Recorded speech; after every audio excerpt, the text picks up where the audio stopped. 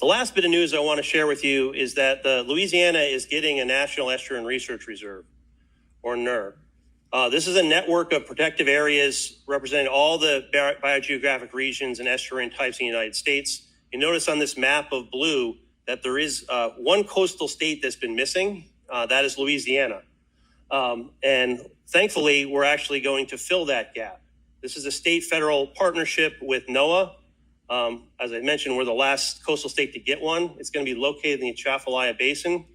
And this morning, when you guys were meeting across the hall, I was actually down at the CPRA board meeting for the official announcement that LUMCON has been chosen as a state agency to manage the ANERR. So we're very excited about this.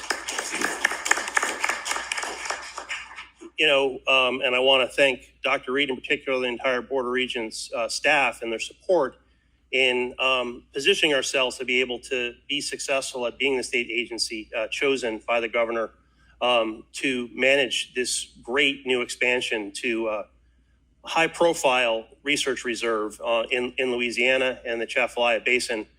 One of the things that really, I think, makes us well-positioned for this is the fact that we are this consortium where we bring together the expertise of all the universities in the state, as well as our partnerships with other agencies throughout. And so we're really excited about this. And I think it's a great way for us to expand our footprint and to help serve the state in an important capacity. So I showed you earlier what I thought were the 5 main arms and pillars of LUMCON. As of today, we can say that there will be a 6th, and that is the ANERR that will be based in the Atchafalaya Basin. And so with that, I'll take any questions you might have. Thank you very much. Are there any questions of the committee? Focus of the Atchafalaya Basin from the standpoint of your work?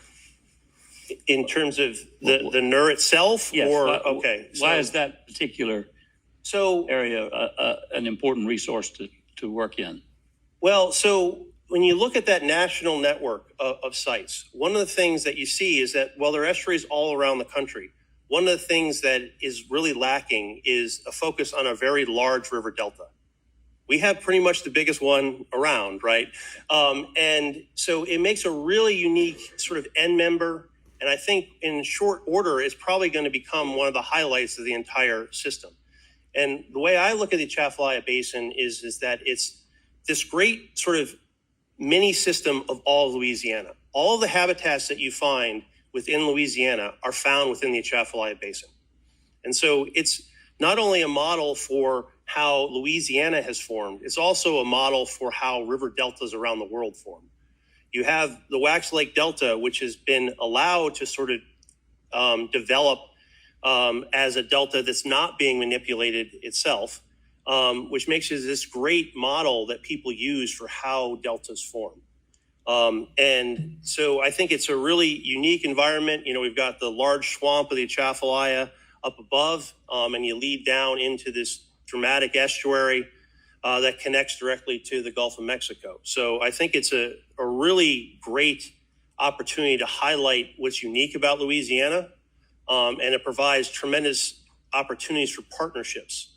The state is investing a lot in the Atchafalaya Basin itself in terms of programs that are focused more upstream within the watershed. And this is going to focus more on the estuarine end. And so it provides a lot of opportunities for our state to leverage that capacity to try to get more national attention. So I think in terms of a unique environment, it's a fantastic one for us to look at.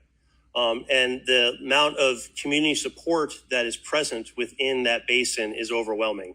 I know I'm trying to keep this very short, but I will say that when I led the proposal team for the Atchafalaya Basin, when we were in the site selection process, and I gave town halls throughout the basin, and I gave one in Morgan City. And this was really when we're just starting to lift some of the restrictions from the pandemic. And the room was planned for about 100 people in there, and we ended up pulling in chairs, and we had 250 people on site, and we had another 150 people online.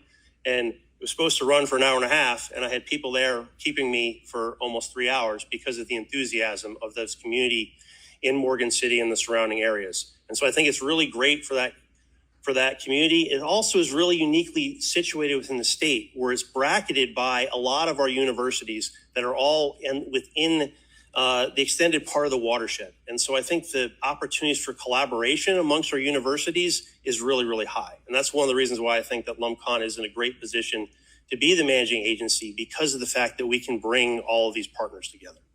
I'm glad I asked that question. Yeah. So I'm a little passionate about it, just a little.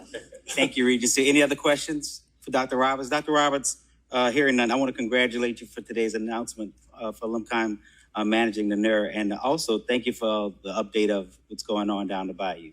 So, Thank you very much. is there a motion to adjourn the statewide programs committee? I have a motion by Regent Finley, a second by Regent Aubrey. Any questions on Reddit? All in favor say aye. Any oppositions? Ayes have it. We're moving on. All right, thank you so much.